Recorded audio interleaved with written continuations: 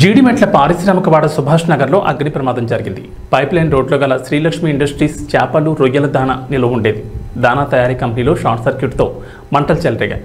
స్థానికుల సమాచారంతో అగ్నిమాపక సిబ్బంది పోలీసులు సమన్వయంతో మంటలను అదుపులోకి తెచ్చారు. 2 ఫైర్ ఇంజన్ల సహాయంతో మంటలను పూర్తిగా అదుపులోకి తెచ్చారు. ఈ అగ్ని ప్రమాదంలో ఎలాంటి ప్రాణ నష్టం జరగలేదని పోలీసులు చెప్పారు. ఒక డైలాండెడ్ కాదు రావడం జరిగింది.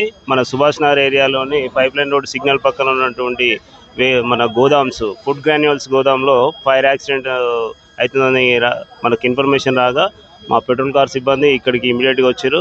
అట్ ద సేమ్ టైం మన ఫైర్ ఇంజన్కి కాల్ చేయడం జరిగింది. ఫైర్ ఇంజన్ కాల్ చేసి ఇక్కడికి వచ్చేసి మంటలను అన్ని అదుపు చేయడం జరిగింది. ఇక్కడ ఎటువంటి క్యాజువాలిటీ జరగలేదు.